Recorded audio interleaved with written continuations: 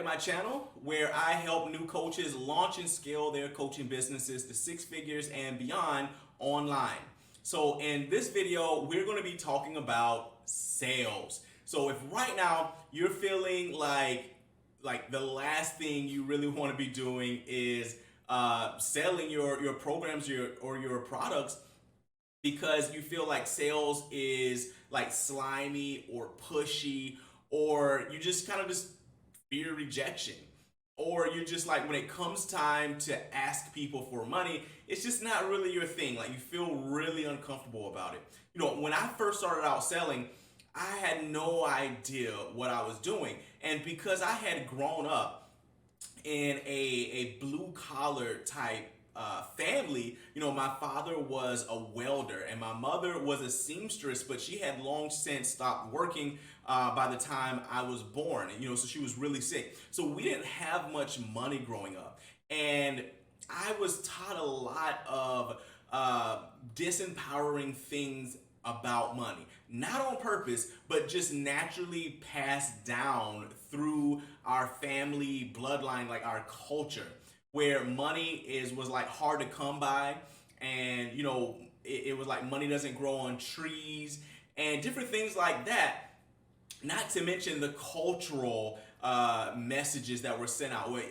I think it's kind of like funny whenever you think of people who have achieved like a lot of wealth, like they're really, really rich. What is the term that people usually use to describe them? Like filthy rich, right? Like, even that has a negative connotation, as if wealth and money and selling is something that's negative. Anytime you watch a movie in Hollywood, like, Hollywood does an amazing job at portraying things in this way. Like, the person who's rich or wealthy always tends to be like the evil bad guy, like the evil mastermind or villain, you know. And it's like things have been systematically designed to cause us to have these money wounds. And the thing that really changed it for me were the 3 rules of selling, which I'm going to be sharing with you here in just 1 second. And what it's going to allow you to do is start to actually see sales, to see offering your services, the solution that you offer in exchange for money, something that is like the highest service that you could actually do for a person, which it is. I see sales as leadership. I see sales as service. It's a transference of confidence. So if you see a person that is struggling with, you know, their health, their relationships, or their business or something like that, the problems that they're having, the situation that they're in, many times it becomes a part of their story. It becomes a part of their identity. It's a syndrome that people call Stockholm syndrome. And in this syndrome, so you can imagine it explained like this. Imagine that there was a person during wartime who was captured and put into like captivity by the enemy army. And this person had been there and tortured and fed, you know, at least something where it kept them alive for like months on end, maybe even years on end. And like someone comes in to rescue them.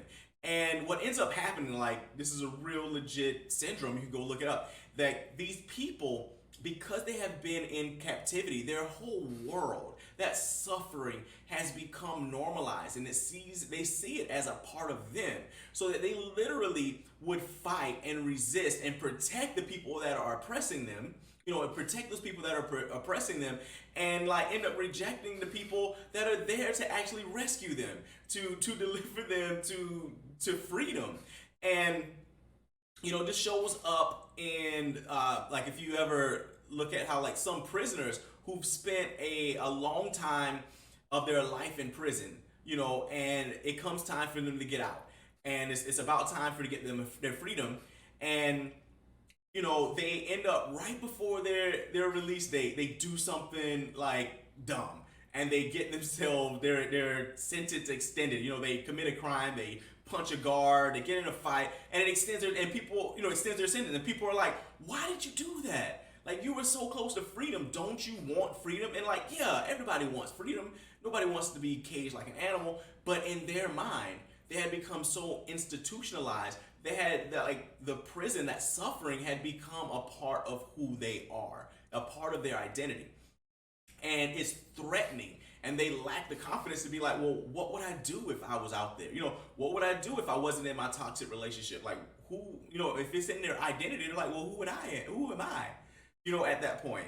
If someone has a toxic relationship with money, and they've always struggled, and you were there to help them through their money problems, you actually gave them financial freedom, and all of a sudden they're thinking, they're scared. It's time to pull the trigger. It's time to jump in and actually get your program or get your coaching. And all of a sudden they're like, well, what about this? What about that? What about this? They're scared. They lack the confidence to step outside of their comfort zone. So sales, in that way, is an amazing service. It's leadership. It's a way to transfer and allow them to borrow credit or borrow confidence on credit from you in order to make the step and the decision to step out of their comfort zone and get the result.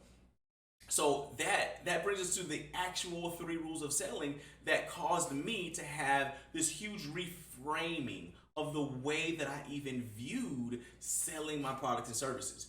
So rule number 1 is, your only job as a person who is selling something is to help the ideal client make the best decision for them. So make the best decision for them. You're just there to help them make the best decision for them.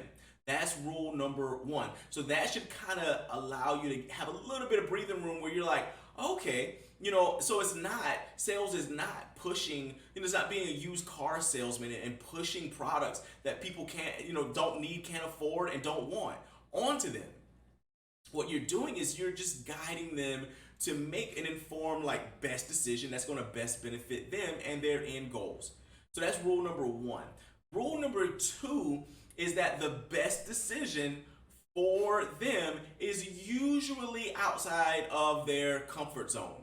So that is actually leading them out. So their comfort zone is where they don't want to go. Obviously, that they've bought into their suffering. That's their prison. That's their captivity. They're behind enemy lines, and you going in to rescue them out of there could trigger their version of the Stockholm syndrome, which brings us to rule 3. Is that rule number 3 is they will fight like heck to stay inside their comfort zone. Why? Because they want to stay self-congruent. They want to stay congruent with the picture of how they see them, even if it's painful. Even if it's painful. So that should also give you an aha moment. It should give you a bit of relief, like a weight off of your shoulders. And you realize, like, people, when you're doing selling correctly, like, people never can reject you. They can't reject you because they can only say no to their own dreams. They can only say no to their own freedom. They can only say no to their own desires.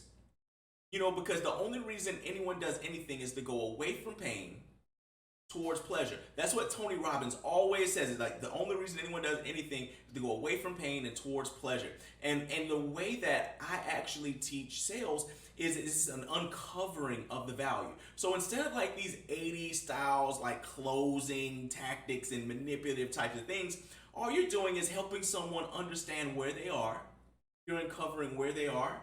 And you're helping them uncover through open-ended questions to find out where they really want to be, and then what's stopping them from doing it on their own. What's in the gap? And then you're able to position your coaching, your process, your product as the thing that gets them from their pain to their pleasure. And then you realize, number 1, once again, those rules are, number 1, your only job is to help the ideal client, the prospect, make the best decision for them. Rule number 2, the best decision for them usually is outside of their comfort zone. And then rule number 3, their actual job is to fight you tooth and nail to stay in their comfort zone. So once you understand that, you don't have to take it personally. They're doing their job and you're doing yours. Your job is to help reframe their mind and see their situation from a different angle, outside of their limiting beliefs, outside of their captivity, and go, well, what if? What if the world looked different from over here? What about that though? And then you allow them to borrow some of your confidence because you've gone through the journey, you've helped other people through the journey, and they are able to borrow that confidence on credit and take that leap and be able to invest in themselves through you. So hopefully you got a ton of value and some aha moments from what I just shared. And what I want you to do is go down and I want you to click like on this video, and I want you to subscribe and hit the bell notification so that you can be notified anytime I upload new content, that's going to help you scale up to six figures and beyond with your coaching business. So I'll see you in the next video.